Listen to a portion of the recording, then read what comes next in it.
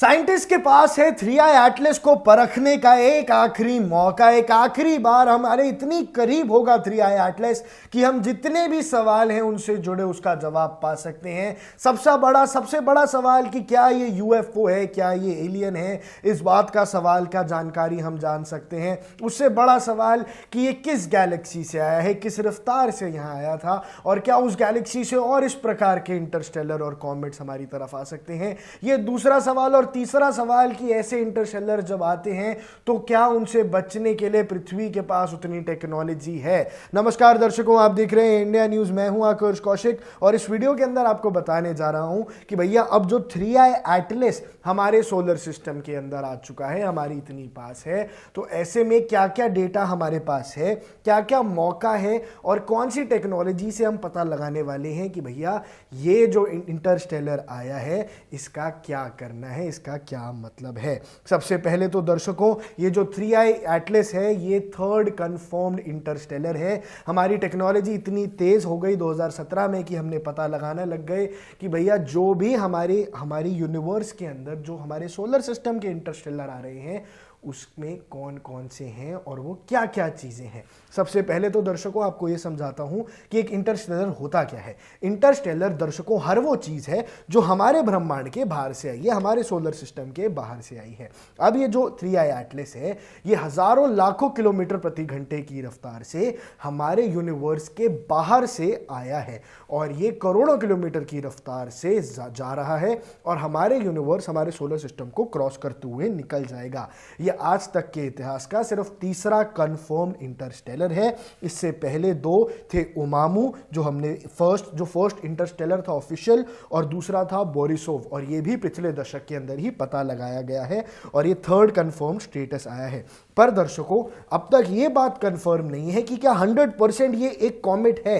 NASA का दावा यही है कि हाँ ये एक कॉमेट है, पर वो भी रिसर्च कर रहे हैं, वो भी ये मानते हैं कि साइंस में और तरक्की होती रहती है। अब देखो दर्शकों, जब ये सन के पास पहुंचा था तो टेलीस्कोप ने क्लासिक कॉमेट के फीचर्स देखे थे, जैसे कि एक लॉन्ग डैश टल गेल, एक ब्राइट ग्लोइंग कोमा, साथ में इंटेंस आउटगैसिंग। पर वहीं जो गैस निकल रही थी वो दूसरी थी। इसलिए ये सवाल करना बिल्कुल लाजमी है क्योंकि इस एटलस की जो केमिस्ट्री है 3i एटलस की, ये CO2 से डोमिनेटेड है, ना कि कार्बन मोनोऑक्साइड से। यानी ये CO2 कार्बन मोनोऑक्साइड से नहीं, कार्बन डाइऑक्साइड से ज़्यादा डोमिनेटेड है और कार्बन मोनोऑक्साइड से नहीं। और ज़्यादातर जो हमारे कॉमेट्स होते हैं उनके अंदर कार्बन मोनोऑक्साइड पाया जाता है, उनके ऊपर वाटर आइस या CO होता है, ना कि उनका कॉमा डोमिनेटेड होता है CO2 की वजह से। ये इसीलिए एक बड़ा सवाल है कि कहीं ये कार्बन डाइऑक्साइड जो छोड़ रहा है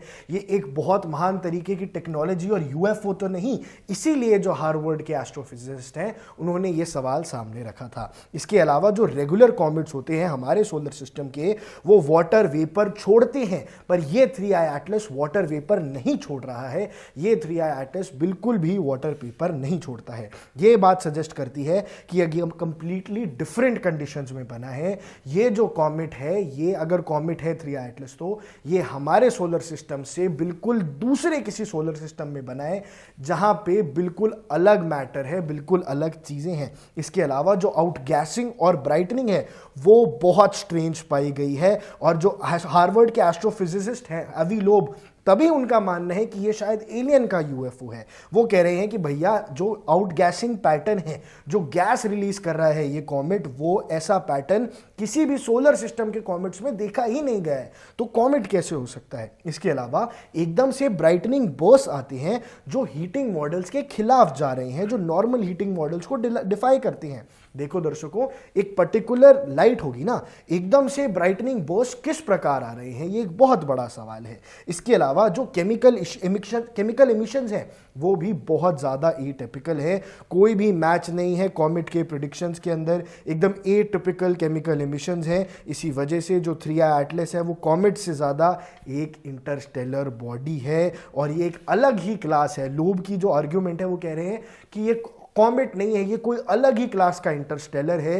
ये एक ऐसा इंटरस्टेलर है जो शायद यूएफओ भी हो सकता है, पर चलो हमसे करोड़ों किलोमीटर दूर है, इसलिए हम अब तक पता नहीं लगा रहे हैं। अब देखो दिसंबर 2025 के अंदर जो क्लोजेस्ट अप्रोच है वो ये है कि अर्थ के सबसे पास होगा 2025 के अंदर 3i एटलस, और ये हबल स्पेस टेलीस्कोप से भी देखा गया है, JWST से भी देखा गया है, HIRI से भी देखा गया है, और मैविन स्पेसक्राफ्ट से भी देखा जाएगा। और इन सारी जगहों से अलग अलग तकनीकों का इस्तेमाल करके इसके हीट सिग्नेचर को, मॉलिक्यूलर कॉम्पोजिशन को बारीकी से परखा जाएगा। इसी वजह से ओमामू बोरिसोव के बाद अब 3i एटलस सबसे ज़्यादा स्ट्रेंज बिहेवियर दिखा रहा है, और हमें ये पता लगाना है ताकि हम आने वाले खतरों से बच सके, एलियंस की खोज में और तेज़ी से रिसर्च कर सके। क्योंकि दर्शकों अब ये बात बड़ी भी हो सकती है, इंटरस्टेलर्स और स्पेस की दुनिया में हमें तरक्की करने की ज़रूरत है। इतनी टेक्नोलॉजी होनी चाहिए कि अगर उस लेवल का कोई खतरा आए तो उस तक की टेक्नोलॉजी, उससे डील करने की टेक्नोलॉजी हमारे सभी देशों के पास, पृथ्वी के पास एज यूनाइटेड होनी चाहिए। तभी दर्शकों नासा तेजी से काम कर रहा है, टेक्नोलॉजी को बढ़ा रहा है, और 3i एटलस को जानने, परखने और समझने के लिए हर प्रकार का काम हो रहा है।